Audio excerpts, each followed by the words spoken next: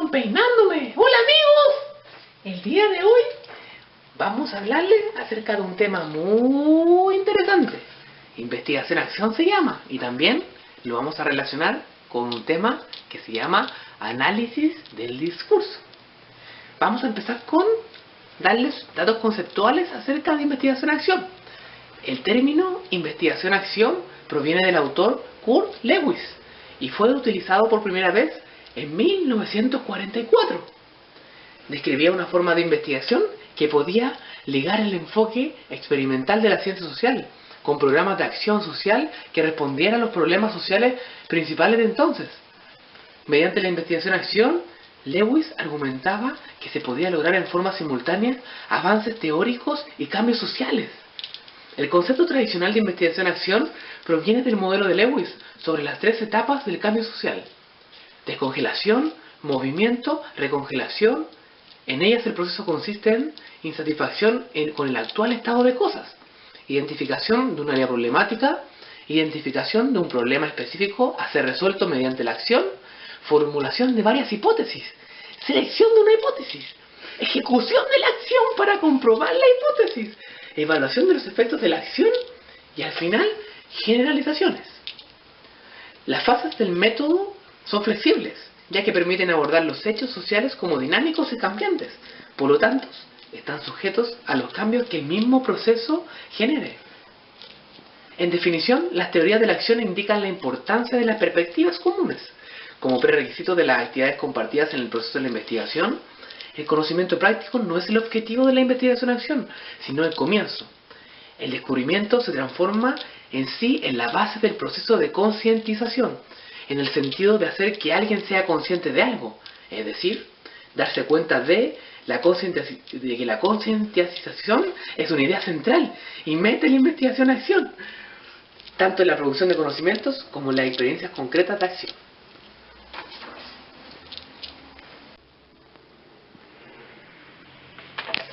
¡Uy! Me pillaron tomando mate. Es muy rico para la salud. Y ahora vamos a seguir con el tema de investigación-acción. Ahora les vamos a presentar los referentes teóricos que fundamentan lo que es la investigación-acción. El primer concepto lo define Kemis y McTaggart en 1988, los cuales han descrito con amplitud las características de la investigación-acción. Dicen que los principales beneficios de la investigación-acción son la mejora de la práctica, la comprensión de la práctica y la mejora de la situación en la que tiene lugar la práctica. La investigación-acción se propone mejorar la educación a través del cambio y aprender a partir de las consecuencias de los cambios. También fundamentan que se mejora y se transforma la práctica social o educativa, a la vez que procura una mejor comprensión de dicha práctica. La investigación-acción articula de manera permanente la investigación, la acción y en sí la formación. Lo ayuda a acercarse a la realidad, vinculando el cambio y el conocimiento, convertir los prácticos en investigadores. Como segundo referente teórico está el modelo de Lewin en 1947, el cual describió la investigación-acción como ciclos de acción reflexiva. Cada ciclo se compone de una serie de pasos: planificación, acción y evaluación de la acción. Comienza con una idea general sobre un tema de interés sobre el que se elabora un plan de acción. Kemis también en 1989 se apoyó en el modelo de Lewin y elaboró un modelo para aplicarlo a la enseñanza.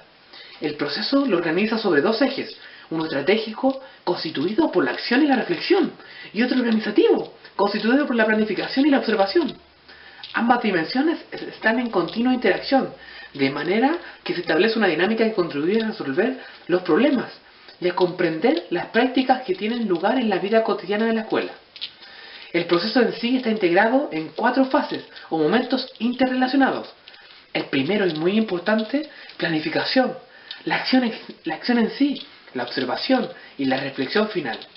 Cada uno de estos momentos implica una mirada retrospectiva y una intención prospectiva, que forman conjuntamente una espiral de autorreflexión, de conocimiento y acción. Finalmente, el modelo de Elliot y de Whitehead toma como punto de partida el modelo cíclico de Lewin, que comprendía 3 momentos: elaborar un plan, ponerlo en marcha y evaluarlo, rectificar el plan, ponerlo en marcha y evaluarlo, y así sucesivamente.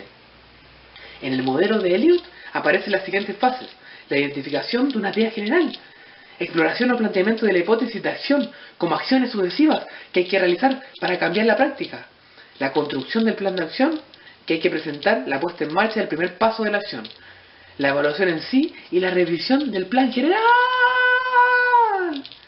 Finalmente, Whitehead en 1989 criticó las propuestas de Keynes y de Elliott por entender que se alejan bastante de la realidad educativa, convirtiéndose más en un ejercicio académico que en un modelo en sí que permita mejorar la relación entre la teoría educativa y el autodesarrollo personal.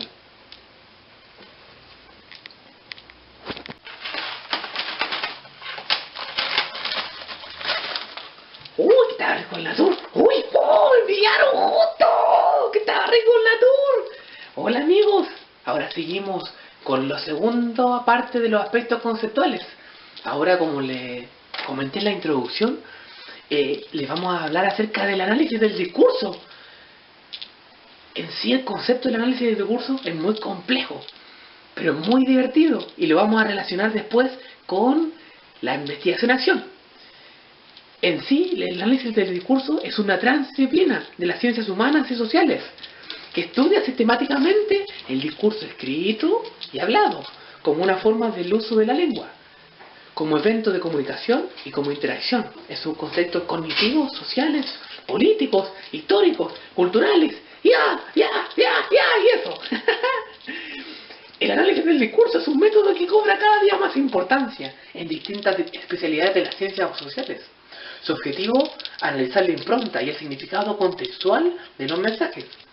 Se relaciona con un conjunto de estrategias de interpretación que resultan de gran valor en momentos actuales, caracterizados por una alta producción de información documental en todo tipo de entorno y contexto. Se aborda una serie de elementos teóricos sobre el análisis del discurso, definiciones, antecedentes, funciones, interdisciplinaridad y objeto de estudio. El análisis del discurso es un método que puede complementar el procesamiento de la información y del análisis del contenido tradicional para lograr representar ciertos estadios del conocimiento y la experiencia de los productores de los textos. Una definición muy amplia plantea que el análisis del discurso es un análisis de la lengua en su uso, o lo que es igual, un método para investigar para qué se utiliza la lengua.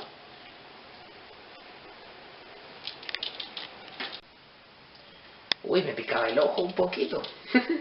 Ya, siguiendo con lo del análisis del discurso, según un autor llamado Charaudeu, el análisis del discurso es el marco teórico que sostiene el desarrollo de una metodología que permite obtener conclusiones después de confrontar nociones y palabras que estructuran los grupos de nociones que están contenidos en el discurso estudiado.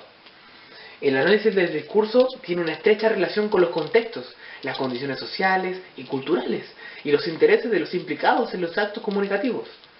E implica la posibilidad de conocer las características socioeconómicas, culturales, ideológicas, las creencias y las actitudes de quienes informan, a partir de la extracción de los sentidos, de la significatividad de lo que se expresa, a partir de la forma discursiva y el léxico empleado. Esto demuestra lo importante de la investigación en sí para el análisis del discurso y la estrecha relación que tiene con la investigación-acción. Jijiji. Tarararara, tarararara, qué lindo soy. Mira, mira, mira. ¡Uy, vieron! ¡Se viéndome los dientes! ¡Oh!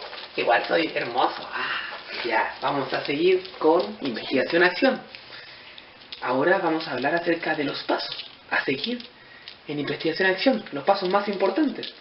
El proceso de investigación constituye un proceso continuo, una espiral, donde se van dando los momentos de problematización, diagnóstico, diseño de una propuesta de cambio, aplicación de la propuesta y evaluación, para luego reiniciar un nuevo circuito partiendo de una nueva problematización. Los pasos, el primero de los pasos, que es la problematización, considera que la labor educativa se desarrolla en situaciones donde se presentan problemas prácticos. Lo lógico es que un proyecto de este tipo comienza a partir de un problema práctico. En general se trata de incoherencias o inconsistencias entre lo que se persigue y lo que en realidad ocurre. Es posible diferenciar entre contradicciones cuando existe oposición entre la formulación de nuevas pretensiones, por una parte, y nuestras actuaciones, por otro.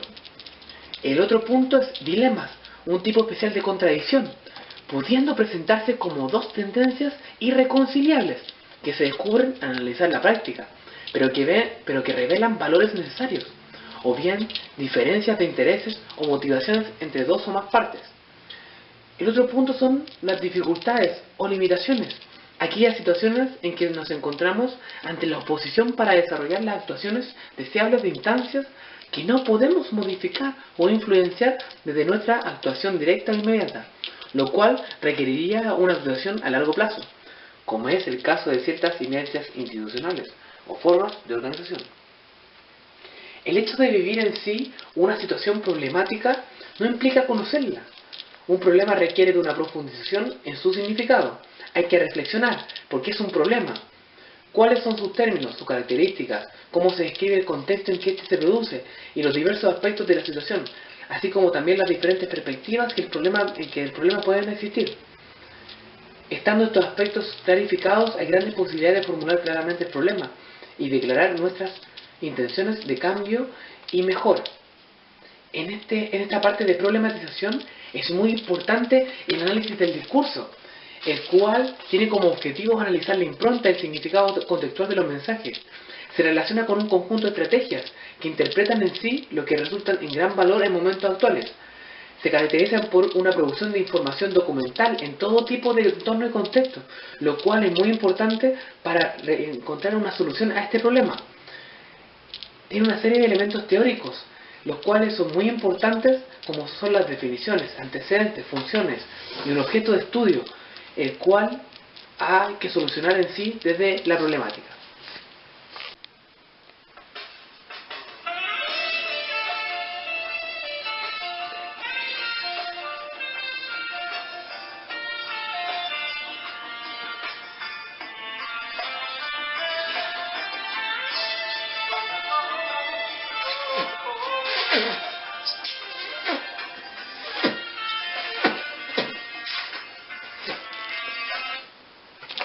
¡Oh! ¡Me pillaron! ¡Oh!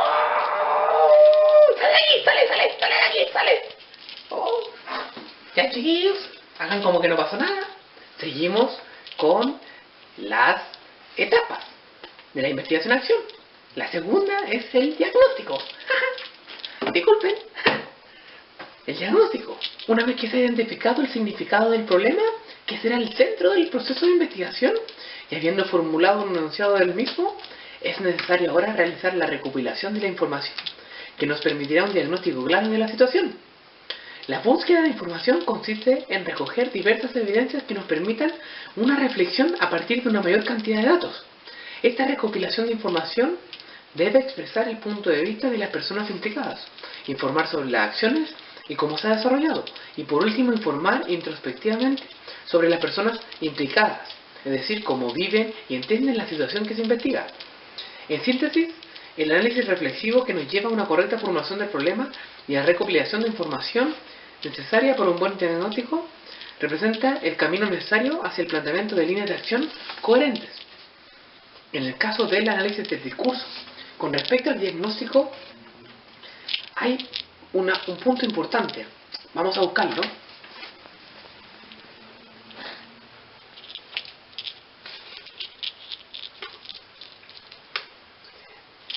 Sí, el análisis del discurso tiene una estrecha relación con contextos, con condiciones sociales y culturales e intereses de los implicados en los actos comunicativos.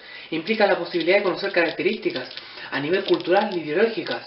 Esto nos muestra el diagnóstico en sí de la información, ya que necesitamos mucho manejo de la información a nivel general. Ahora seguimos con la tercera fase, la cual es el diseño de una propuesta de cambio. Una vez que ya hemos realizado el análisis e interpretación de la información en sí y ya está recopilada, ahora necesitamos a la luz objetivos, los objetivos que nosotros perseguimos. También las condiciones de visualizar el sentido de los mejoramientos que se desean.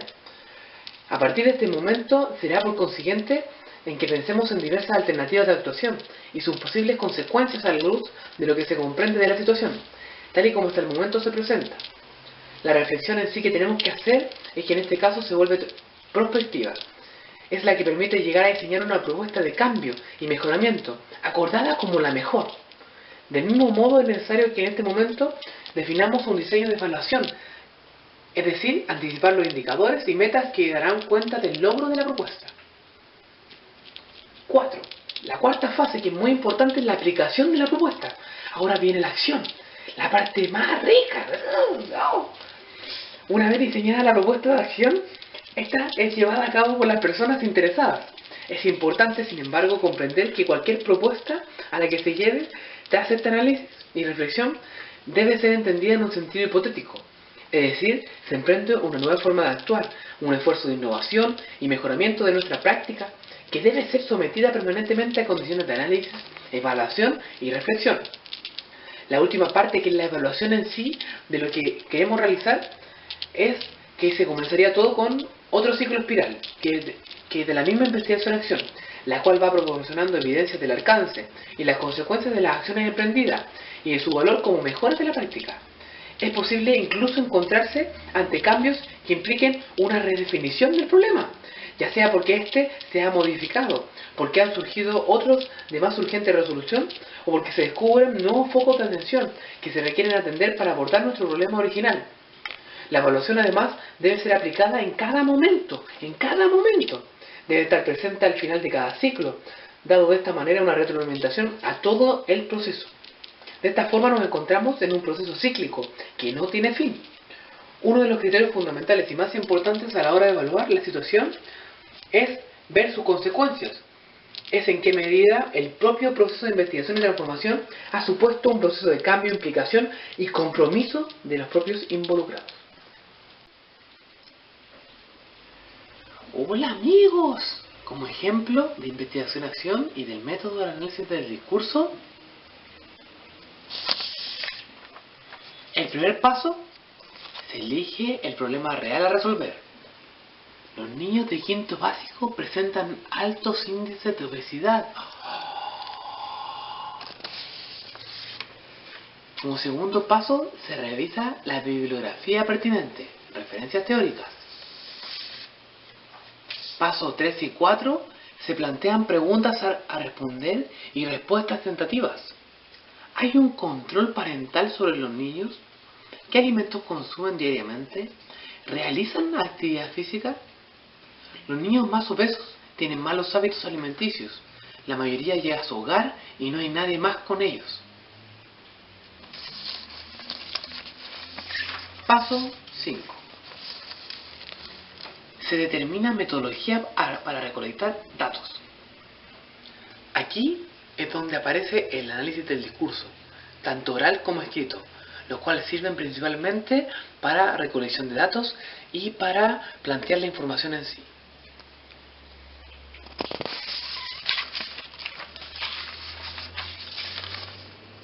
Pasos 6 y 7. Recolección de datos y el mismo análisis. Se dan instancias de conversación con los alumnos y se analizan sus respuestas. Y la colegialidad, que en sí es la relación con los otros profesores, los cuales te ayudan a entender un poco las diferentes percepciones de tus compañeros. Paso 8. Se comparten conclusiones con colegas y alumnos.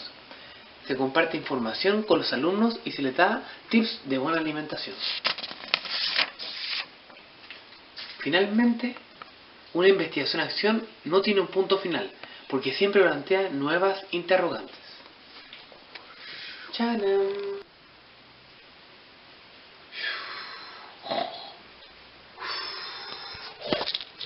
¡Uy! ¡Uy! ¡Uy! ¡Me despertaron! Ahora vamos con lo siguiente, que es la enunciación del proyecto el cual vamos a investigar. El proyecto se trata de las habilidades motrices básicas y el cómo mejorarlas en niños de una manera innovadora. Como primer punto y como primera pregunta la cual queremos responder en esta investigación es la importancia que radican las habilidades motrices básicas para el desarrollo de una persona en su etapa infantil. La segunda interrogante y muy importante también son los beneficios que tienen a largo plazo de manera transversal el buen dominio de las habilidades motrices básicas en estos mismos niños. Como método planteado para poder desenvolvernos para desarrollar este proyecto está la investigación-acción, la cual va a ser nuestro foco de interés. la investigación-acción es un buen método. ¿Por qué? Porque se encarga del contexto situacional, en el cual se diagnostica cuál es el problema del contexto específico e intenta resolverlo. También es colaborativo, es participativo, es autoevaluativo y nos ayuda a tomar acción mediante la reflexión. Un minuto, padre, no permita esto, es absurdo, es un error. Ponga pausa a esta boda, ya le explico mis motivos y quién soy yo. ¡Uy! ¡Me pillaron cantando! Pero ¿saben? Me encanta cantar. Así que cualquier día de esto les canto con todo el corazón. Además que estoy enamorado de mi amigo Calcetín. ¡Uy! ¡Ay! ¡La cochina! Ya, ahora seguiremos. Finalmente, ahora daremos la reflexión grupal sobre el aporte del diseño y del método. Empezando por las ventajas de la investigación-acción, que consiste no solo en la comprensión de aspectos de la realidad existente, sino también en la identificación de fuerzas sociales y las relaciones que están detrás de la experiencia humana. Además, la investigación-acción ofrece ventajas derivadas de la práctica misma, permite la generación de nuevos conocimientos del investigador y a los grupos involucrados, permite la movilización y el reforzamiento de las organizaciones de base y finalmente el mejor empleo de los recursos disponibles en base al análisis crítico de las necesidades y las opciones de cambio. Los resultados se prueban en la realidad. Las experiencias que resultan en el campo social proporcionan informaciones acerca de los procesos históricos. En otras palabras, empieza un ciclo nuevo de la investigación-acción cuando los resultados de la acción común se analizan por medio de una nueva fase de recolección de información. Luego el discurso acerca de las informaciones se comienza con la etapa de elaborar orientaciones para los procesos de acción o las modificaciones de los procesos precedentes. Esto nos muestra una característica muy importante la cual se da en la práctica educativa, la cual se encarga de analizar cada etapa del proceso de educación y de enseñanza. Es un tema muy interesante, aparte de llevar a la práctica cada una de estas reflexiones, como lo mostramos anteriormente en nuestro ejemplo, en la colegialidad, la comunicación, la confianza que hay con nuestros pares y con nuestros alumnos. Por lo tanto, la investigación-acción nos ayuda a reforzar cada proceso de enseñanza en cada etapa escolar, desde la básica hasta la media.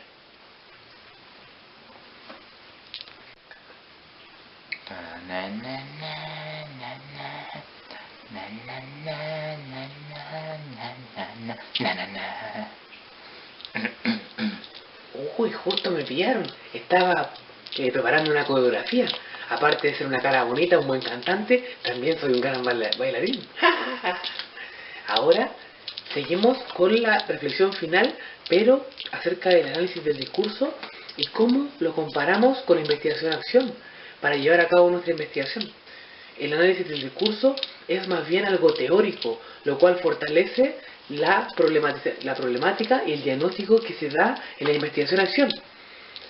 Tiene una dimensión más bien teórica, como lo decía, y también descriptiva, analítica y una dimensión aplicada, lo cual también nos demuestra que tiene una interrelación directa con respecto a la investigación-acción y cada fase y etapa. Las aplicaciones en sí se encuentran en todas las áreas de la sociedad, como los medios de comunicación, la educación, como los textos escolares, la interacción en el aula, el aprendizaje de las lenguas, la publicidad, la propaganda, la política y la salud. Por lo tanto, nos muestra la transversalidad que tiene este tipo de diseño y nos muestra la importancia y con lo cual nos vamos a afirmar y hemos terminado. Ya no los quiero latear con tanta información. Esto ha sido nuestra presentación. Terminamos con esta reflexión. Un saludo, un beso, un abrazo y muchos corazones para todos ustedes. Que encuentren el amor de su vida. Chao, chao.